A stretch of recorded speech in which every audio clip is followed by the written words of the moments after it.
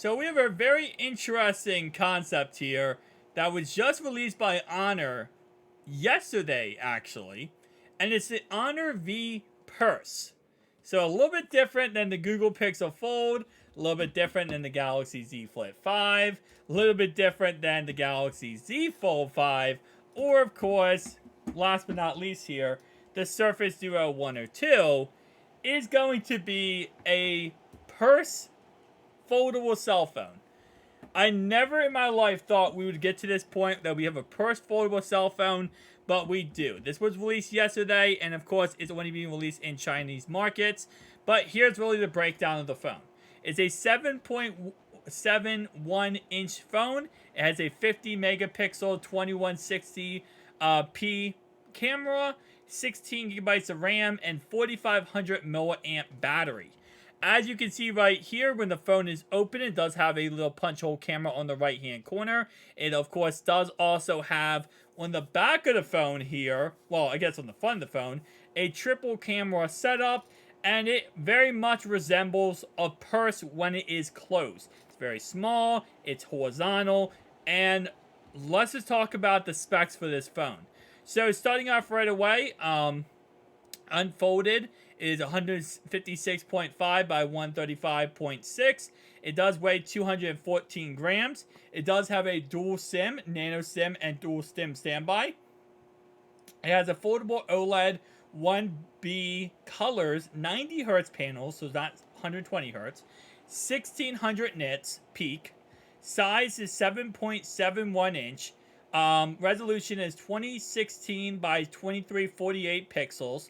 Full cover display is an OLED 6.45 inches, 1088 by 2348 pixels, 1B colors, 90 hertz, and 1600 nits peak. So it's a 90 hertz panel on both of the phone, both outside and inside display. Android 13, of course, Qualcomm SM7325 Snapdragon 778G 5G octa-core processor. We do have an Adreno 642L card slot. Nope. Internal memory is 256 gigabyte and 512 gigabyte. Both of them have 16 gigabytes of RAM. Sometimes with different iterations, you actually get a little bit more gigabytes of RAM. Like the higher storage option, you get more gigabytes of RAM. That's not the case with this one. The main camera is a dual 50 megapixel and a 12 megapixel with the wide and an ultra wide. For features, it has an LED flash, panorama, HDR, 4K 30, and 1080 30. Selfie camera is an 8 megapixel camera. It does record 1080p at 30 FPS. Sounds is a loudspeaker. Yes, it's a stereo speaker. No 3.5 millimeter headphone jack, obviously. It does have NFC, no radio, and it does come with 5G and all that kind of, stuff you want. Sensors, fingerprint reader, accelerometer, and proximity, and then of course the compass. Battery type is a non-removable battery. It doesn't have wireless charging. It comes in black, gold, and blue. And yeah, that is that. So those are all the specs here. And I saw somebody say, like, why does this exist? And this exists for this exact purpose right here.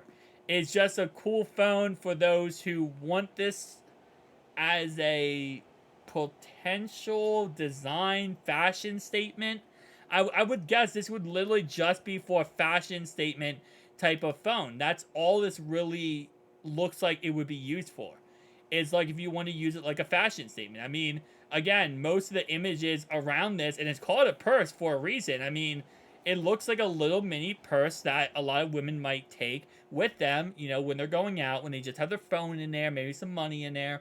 And that's what it looks like. And that's pretty much, I think, what it's being marketed as. Now, we don't know. I think the price tag of this phone is, it's 5,500 euros.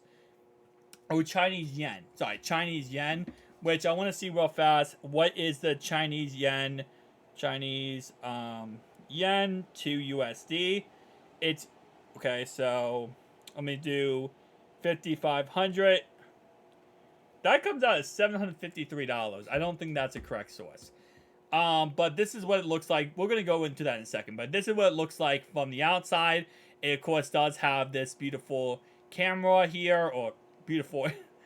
I say camera. Yeah, it is a punch hole camera, and it folds the glass like this. Now, of course, these phones usually don't work for main. Well, they don't last for a lot of good reasons, and a lot of good reasons is because this right here breaks. You know, the in between that little area right here. If I go ahead and show you this on the Surface Duo 2, this area right here, that's the area that usually breaks on these foldable phones.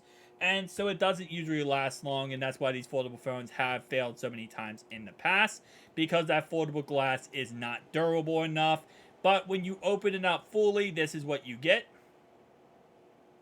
I know it's weird because usually we're used to it being like this external display would close like this, but instead it closes like this. So it actually bends back like this. This is a weird phone. Like, there's no easy way to put this. It exists for, as again, like I said, a fashion statement, and that's pretty much that. And it's only been released in China, so it's just a weird concept. But I mean, hopefully, you know, if Honor's releasing this, they have a reason to release this, and they, you know, it's obviously going to sell somewhat good for them, right? They're not going to release a product for nothing. They're going to release a product for a reason. And so the price tags here is, that's equivalent, yeah, so it's $820. Yeah, so I was actually correct. 5,500, 6,000. It's around $820 for this phone. Which, I mean, for $820, it's not $1,800, it's $800. This isn't the worst price tag possible if this thing did not, like, 100% if it was durable and there was zero chance of it breaking and it didn't break. $800 is not outrageous to ask for this phone, I think, personally. But again, like I said, it really comes down to durability. How long can this phone withstand? How much can it withstand? Is it going to be able to, you know, kind of deal with daily use? Again, it's very much like the Surface Duo 2 here, where it has two 90 hertz panels. Just like Surface Duo 2, they don't have 120 hertz apiece. It's 90 hertz, 90 hertz. That's exactly what this has, right? It does have 16 gigabytes of RAM, which is nice, but there are some trade-offs. It also doesn't have waterproofness. It's also not going to give you wireless charging. So there are some trade-offs that you're getting with this phone. But for $835, that's not the most outrageous price tag I could see someone asking for. Like, if you're in China and you want to buy this phone as just like, you know, a phone where you're like, listen, I just want to have a foldable phone, it's not that outrageous. Not the greatest price of all time, but it's not that outrageous. See you guys next one. Peace.